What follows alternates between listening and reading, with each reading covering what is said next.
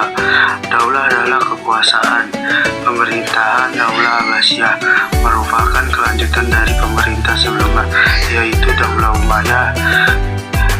Daulah Abbasiyah ini adalah Abdullah As-Saffar bin Muhammad bin Ali bin Abdullah bin Abbas bin Abdul Muthalib.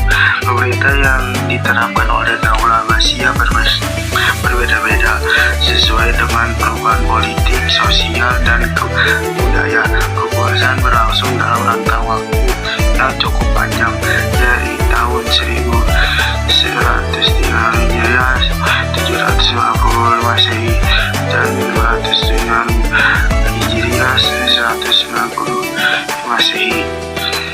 Berdasarkan perubahan pola pemerintahan dan politik, para sejarawan biasa membagi masa Daulah Abbasiyah menjadi 5 periode, yaitu sebagai berikut. 1. Periode pertama 132 sampai 232 Hijriah, dan 750 sampai 847 Masehi, disebut periode pengaruh Arab dan Persia pertama.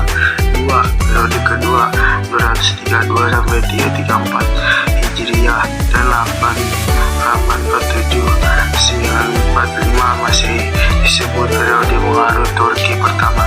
3. Periode ketiga 334 Hijriah, 945 1055 Masehi, masa kekuasaan di Narastati Bani Umayyah dalam pemerintahan Khalifah Abbasiyah.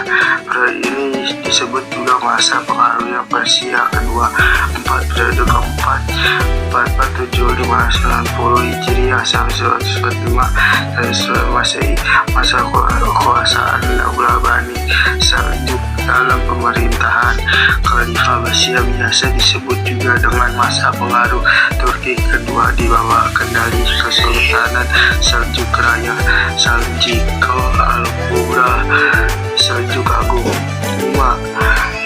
Periode 590 sampai 656 Hijriah, 1145 dan 1258 Masehi, masa Khalifah bebas dari pengaruh dinasti lain.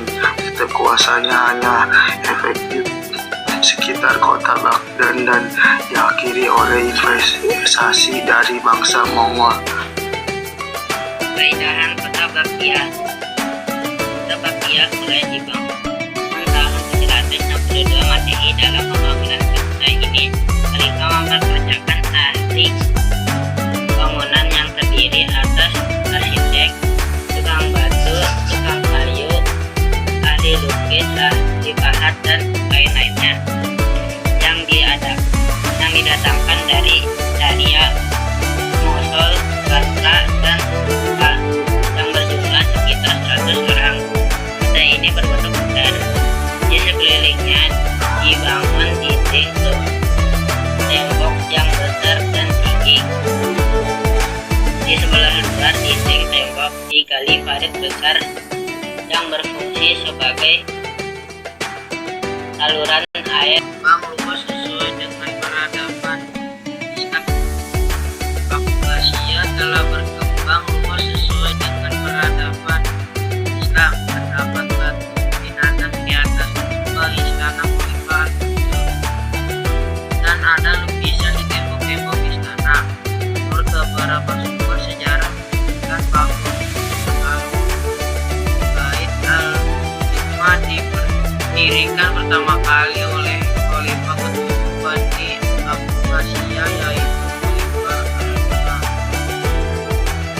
pada tahun 215 Hijriah atau 803 Masehi.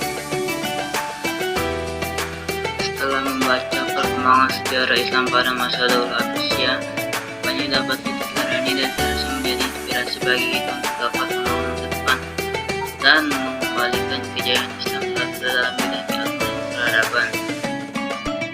Pada abad pertengahan, Baghdad disebut ibu kota dunia karena Baghdad mampu menggerakkan sistem pemerintahan, ekonomi, pendidikan, dan kebudayaan secara bersamaan.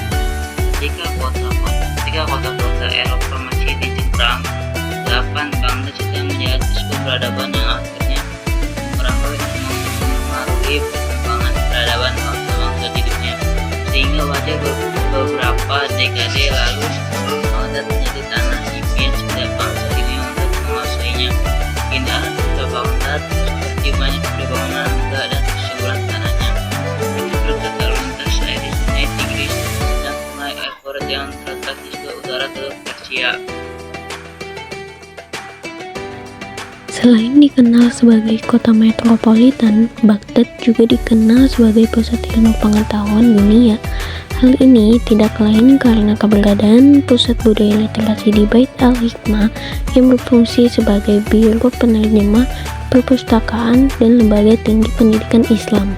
Banyak orang dari berbagai penjuru dunia yang belajar di Bait al-Hikmah. Dari keberadaan Bait al-Hikmah, inilah lahir dan berkembang ilmuwan serta ilmu pengetahuan, baik ilmu pengetahuan umum maupun agama. Masa keemasan era Daulah Abbasiyah tidak hanya berbicara tentang kesuksesan umat Islam. Ada peran-peran umat non-muslim yang berkontribusi besar terhadap masa keemasan itu, antara lain peran penerjemah buku-buku Yunani, khususnya dari bahasa Yunani ke bahasa Syria. Beberapa seniman yang terlibat dalam pembangunan kota Baghdad pun berbagai Kristen historian, khususnya para pematung dan pelukis istana.